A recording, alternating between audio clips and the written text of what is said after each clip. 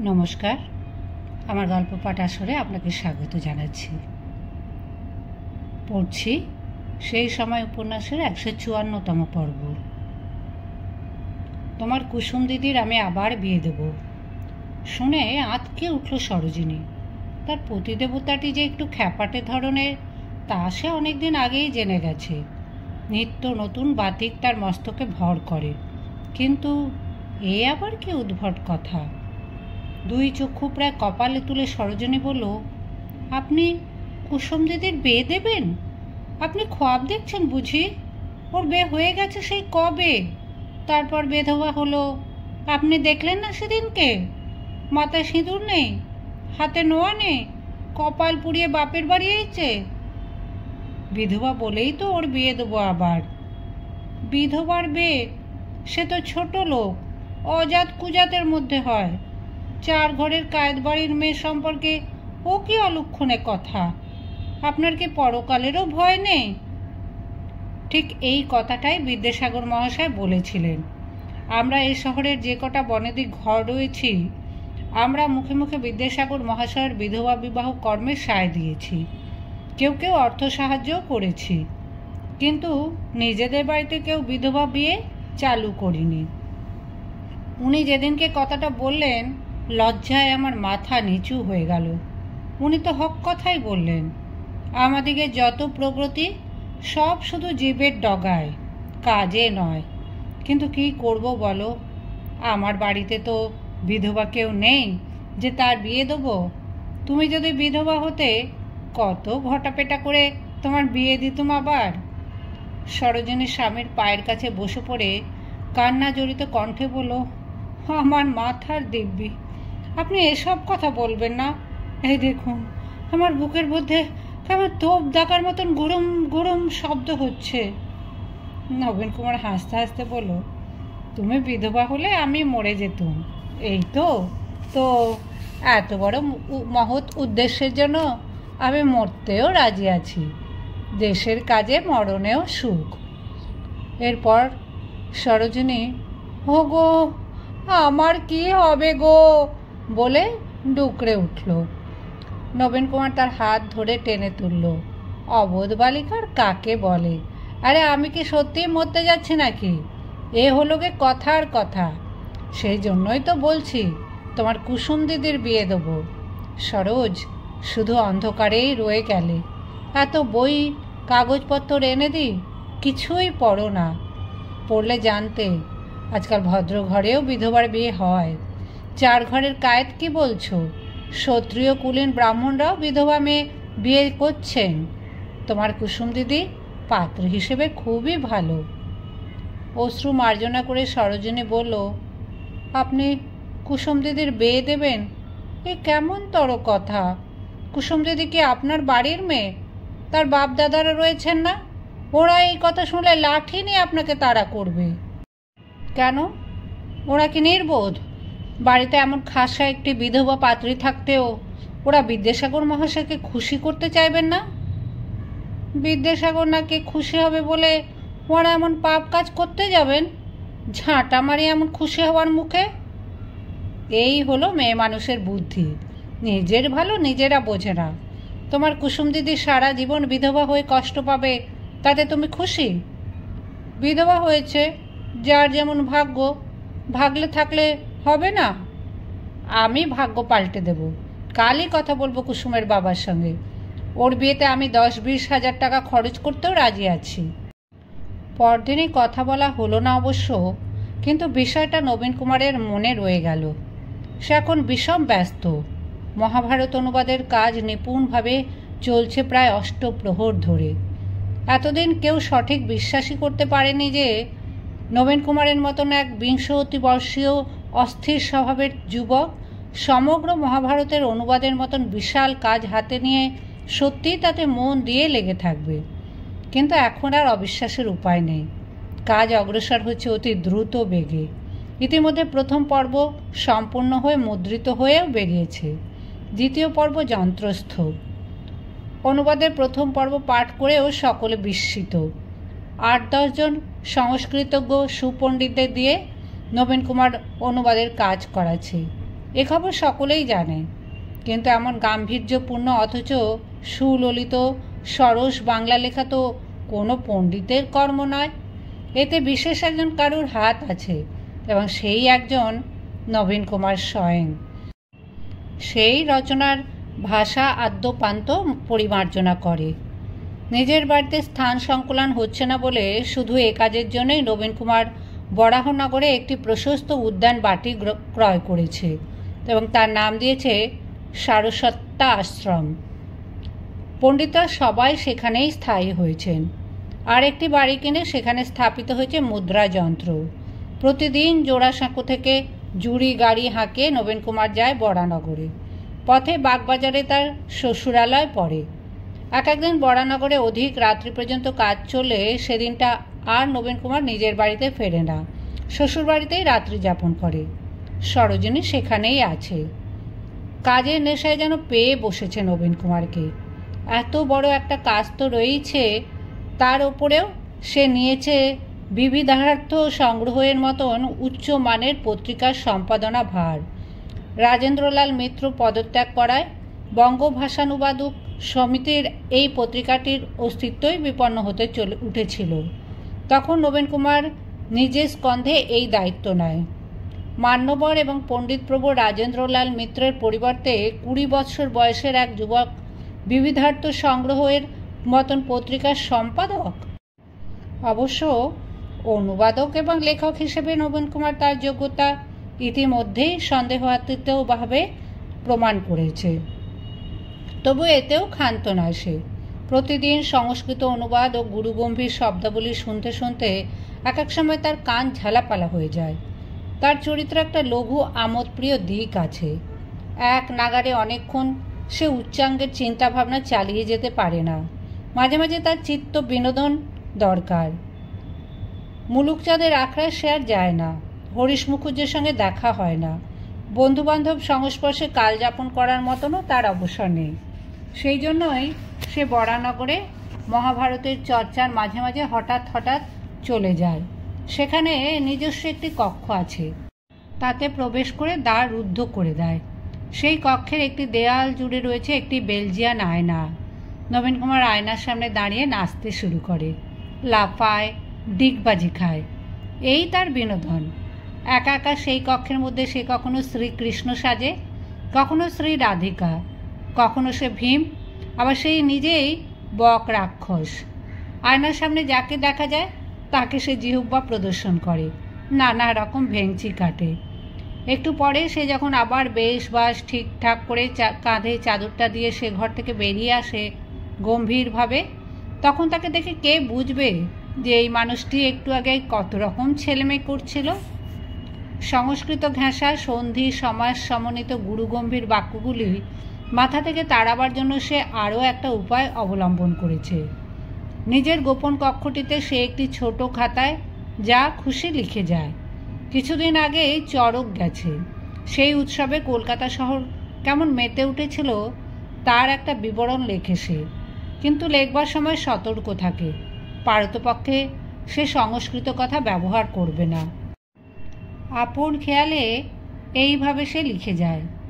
এদিকে দুলে বেয়ারা হাঁড়ি ও কাওড়ারা নুপুর পায় উত্তরী সুতো গলায় দিয়ে নিজ নিজ বীর ব্রতের মহত্তর স্তম্ভস্বরূপ বান ও 10 লাঠি হাতে করে প্রত্যেকে মদের দোকানে, বেশ্যালয়ে ও লোকের উঠোনে ঢাকের সঙ্গতে নেচে বেড়াচ্ছে।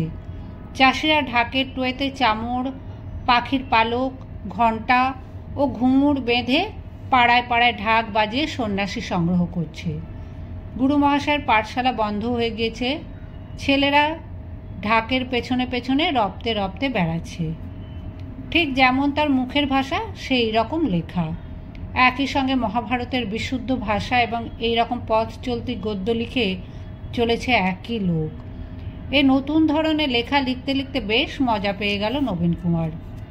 চড়ক পার্বণের পর লিখল বারোয়ারি পূজা বিষয়ে।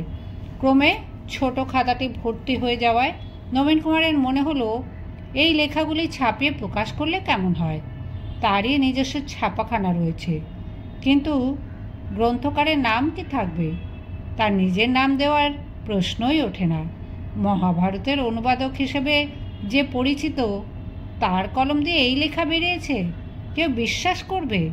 এ লেখা পড়লে যদি সবাই ছি ছি করে? না, নাম দেওয়া চলতেই পারে না।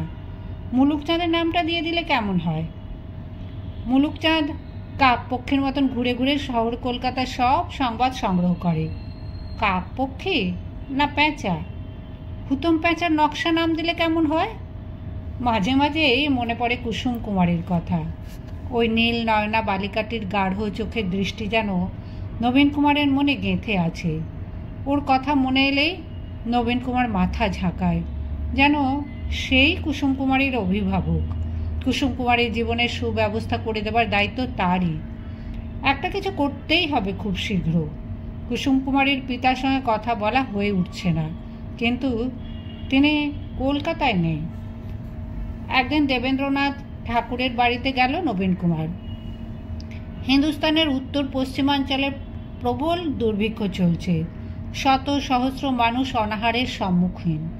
তা নিয়ে কিছু আলোড়ন হচ্ছে সংবাদপত্রগুলিতে। সেই উপলক্ষে দেবেন্দ্রনাথ ব্রাহ্ম সমাজ ভবনে একটি সভা ডেকেছেন। ব্রাহ্ম ধর্ম গ্রহণের বিন্দু মাত্র বাসনা নেই নবীন কুমারের, কিন্তু ইদানিং সে প্রায় ওদের সভায় যায়। দেবেন্দ্রবাবুর বক্তৃতা শুনতে তার ভালো লাগে। এমন সুমিষ্ট বাংলা সে অন্য কারুর মুখে শোনেনি। সভার বেদিস্থলে বসে দেবেন্দ্রবাবু এদেশের সুদূরতম প্রান্তের ভয়াবহ দুর্ভিক্ষের চিত্র বর্ণনা করলেন মর্মস্পর্শী ভাষায়। দেবেন্দ্রবাবু নিজে ওইসব দেশ ঘুরে এসেছেন, তার প্রত্যক্ষ অভিজ্ঞতা আছে। পাহাড়ি জাতির লোকেরা বড় সরল হয়।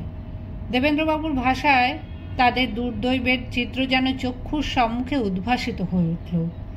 দেবেন্দ্রবাবু যেই বললেন যে দেশবাসীর বিপদে আমরা যদি সাহায্যের হস্ত প্রসারিত না করি তবে কি আমাদের মনুষ্যত্ব ক্ষুণ্ণ হবে না? অমনি নবীন কুমার আর থাকতে পারল না, উঠে এগিয়ে গেল দেবেন্দ্রবাবুর দিকে। তার গায়ে যে একটি শাল রয়েছে, যার মূল্য অন্তত 200 মুদ্রা, সেটি খুলে দেবেন্দ্রবাবুর পদপ্রান্তে রেখে সে বিনীতভাবে বলল, এই আমার সামান্য দান, পরে যথাসাধ্য অর্থ সাহায্য করব। তখনই সভাস্থলের অন্য সকলেই নিজেদের অঙ্গুরীয়, সোনার বোতাম ও গার্ড চেন সম্বলিত ঘড়ি খুলে দিতে লাগলেন। আশ্চর্যের বিষয়, এই সময় নবীন কুমারের মনে পড়ে গেল কুসুম কুমারীর কথা। কোথাও কোনো মানুষের দুঃখের কথা শুনলেই তার কুসুম কুমারীর কথা মনে আসে।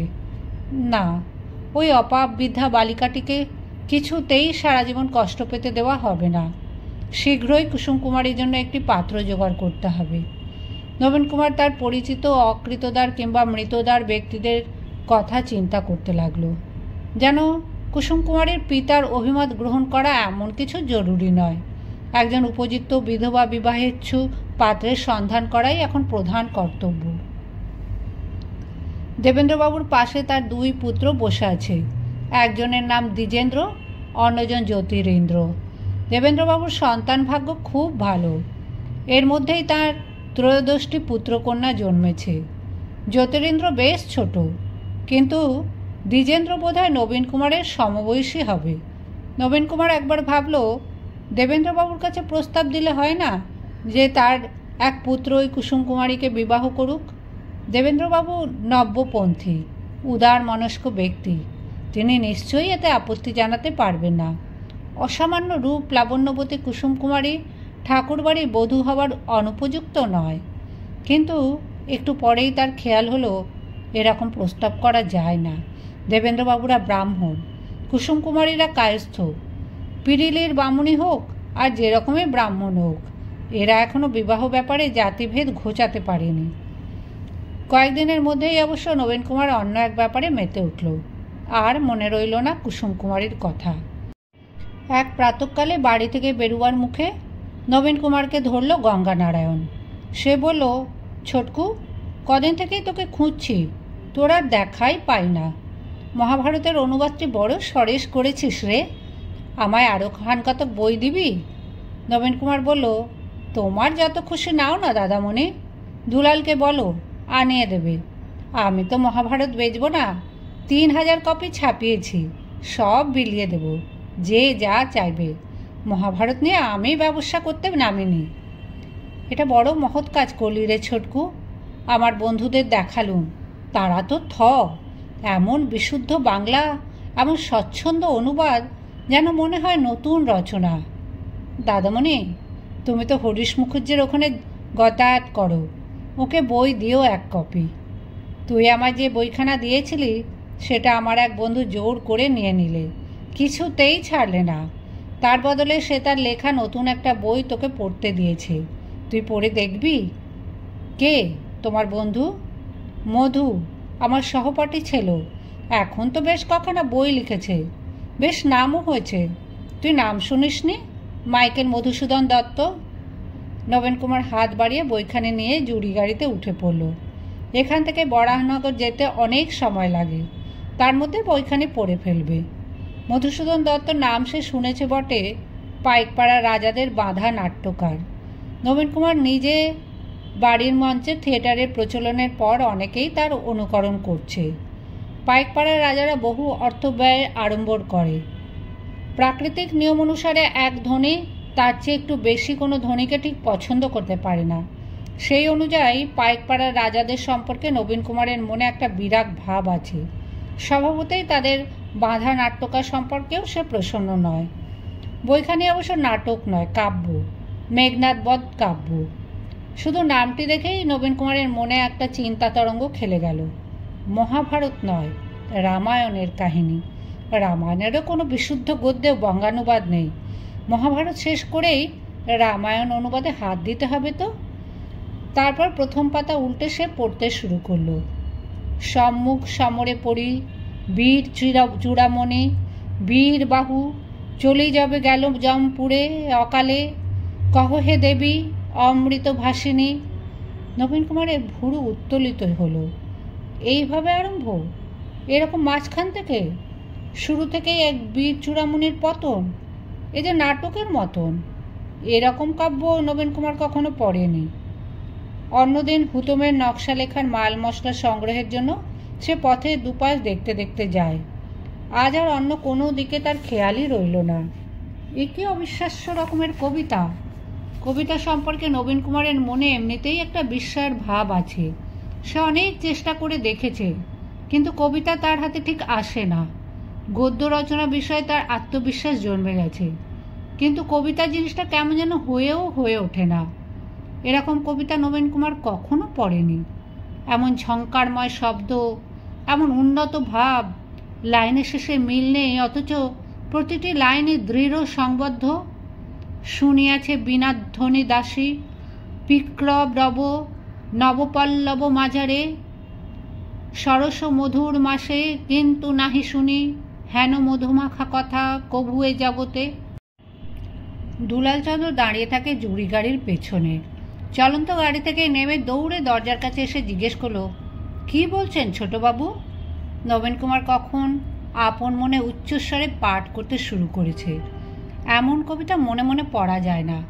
হাতের ইশারায় দুলালকে যা যা বলে সে পাঠে নিমগ্ন হয়ে রইল। খানিক পরে আবার সে মুখ বাড়িয়ে কোচওয়ানের উদ্দেশ্যে বলল, এই ঘোড়া ঘোড়া, শিগগির গাড়ি ঘুরিয়ে নে। দুলাল আবার নেমে এসে জিজ্ঞেস করলো, কি হয়েছে ছোটবাবু? নবীন কুমার এমন ঘোরের মধ্যে আছে যেন দুলালকে চিনতেই পারল না প্রথমে। তীব্র দৃষ্টি মেলে বলল, কে কে বিরক্ত করে এখন?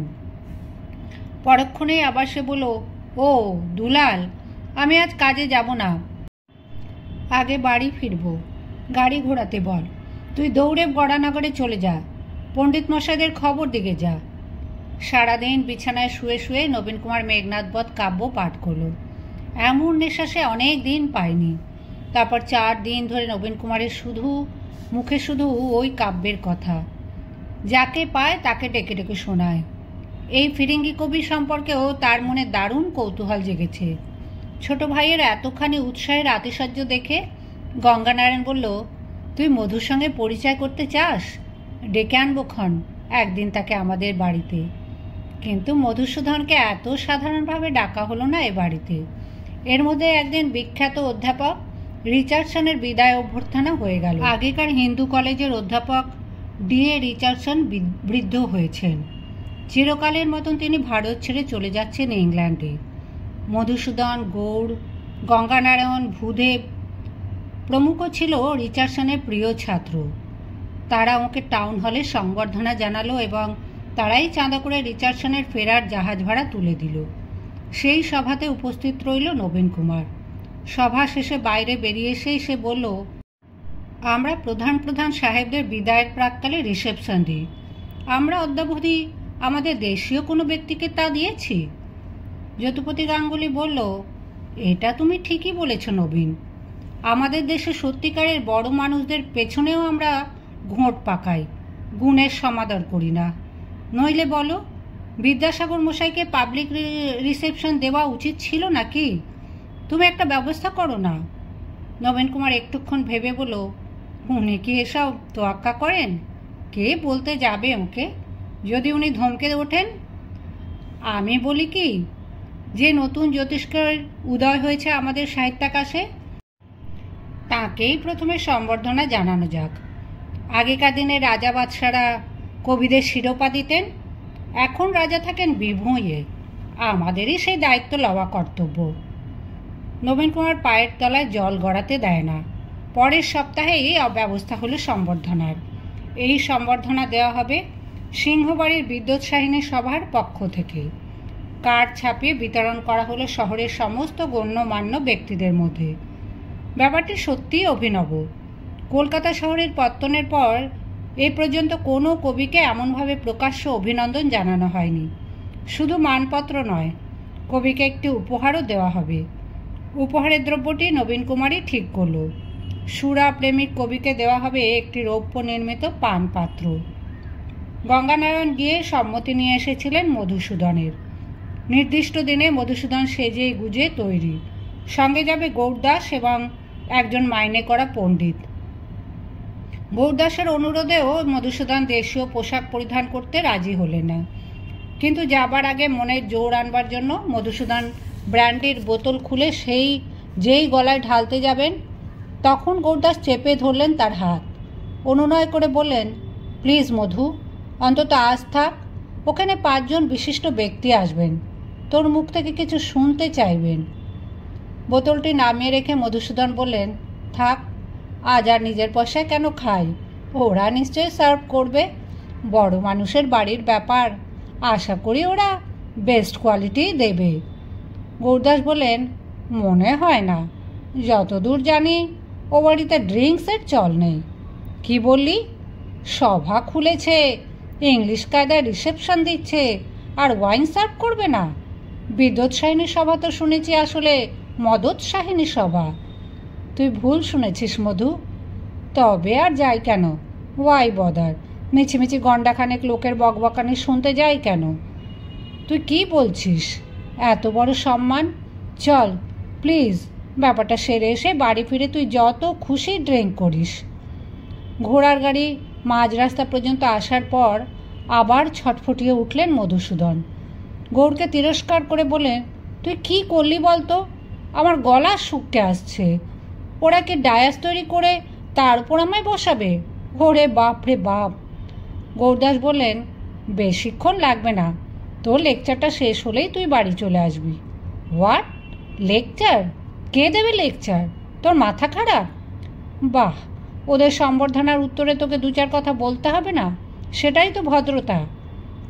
তোরা আমায় মেরে ফেলতে চাস? আমি দেবো বেঙ্গলিতে লেকচার? শুনেই আমার সারা গা কাঁপছে। ওরে বাপরে বাপ, আমি যাব না, আমি পালাবো। পণ্ডিতটি হো হো করে হেসে উঠলেন। মধুসূদন চক্ষু গরম করে তার দিকে ফিরে বলেন, তুমি হাসছো কেন পণ্ডিত? ভাবছ আমি প্রহসন করছি? আমি বেঙ্গলিতে লেকচার দেব? নেভার। পণ্ডিতটি বলেন কি মশাই, হাসবো না? বাংলা ভাষার শ্রেষ্ঠ কবি যিনি, তিনি বাংলা বক্তৃতা করতে কাঁপছেন, এতে হাসি পাবে না? এবার গৌরদাসও হেসে উঠলেন সশব্দে। অনুষ্ঠানে উপস্থিত হয়ে কিন্তু মধুসূদনের সব কিছুই বেশ পছন্দ হতে লাগলো। বিদ্যোৎসাহী সভার সভ্যদের উৎসাহ উদ্দীপনা খুবই আন্তরিক। বিশিষ্ট ভদ্রমণ্ডলী ঔৎসুক্যের সঙ্গে চেয়ে আছেন তাঁর দিকে। আবেগ কম্পিত কণ্ঠে নবীন কুমার পাঠ করলেন মানপত্র। সেই আবেগের স্পর্শ লাগলো মধুসূদনের কণ্ঠে। উত্তর দেওয়ার জন্য উঠে দাঁড়িয়ে বেশ গড়গড় করেই বাংলা বলতে লাগলেন তিনি। অবশ্য একটুখানি বলার পরই তার হাঁটুদ্বয় কম্পিত হতে লাগলো। হঠাৎ একটুখানি থেমে তিনি বললেন, আমি বক্তৃতা বিষয়ে নিপুণতাবিহীন, কৃতজ্ঞতা প্রকাশে নিতান্ত অক্ষম। তারপরেই বসে পড়লেন। তাতেই বিপুল হর্ষধ্বনি ও করতালির ধ্বনি হলো। এরপর অভিনেতা কেশব গাঙ্গুলি পাঠ করলেন মেঘনাদ বধের নির্বাচিত অংশ। মধুসূদন বেশ নিবিষ্ট চিত্তে শুনতে লাগলেন। তার আর বাড়ি ফেরার তাড়া দেখা গেল না। ফেরার পথে ঘোড়ার গাড়িতেও গৌরদাসের সঙ্গে মধুসূদন আলোচনা করতে লাগলেন সভাটির সার্থকতা সম্পর্কে। নবীন কুমারকে বেশ পছন্দ হয়েছে মধুসূদনের। ওই অল্প বয়সী ছোকরাটি এই শহরের সমস্ত খ্যাতিমান ব্যক্তিদেরই আনতে পেরেছে এই সভায়, এটা কম কথা নয়। গৌরদাস বললেন, গণ্যমান্য ব্যক্তিদের মধ্যে একমাত্র হরিশ মুখুজ্জিকেই দেখলুম না, তিনি বোধহয় অন্য কর্মে ব্যস্ত। মধুসূদন ললাট কুঞ্চিত করে বলেন, আর একজনকে দেখিনি, অথচ দেখব বলে এক্সপেক্ট করেছিলুম। তোমাদের ওই বিদ্যাসাগর, তিনি এলেন না কেন? তাঁর বুঝি খুব অহংকার? ইফ ইউ মিট হিম, ওকে বলে দিও ওসব অহংকারী পণ্ডিতদের মাইকেলে এমএস ড্যাট গ্রাহ্য করে না।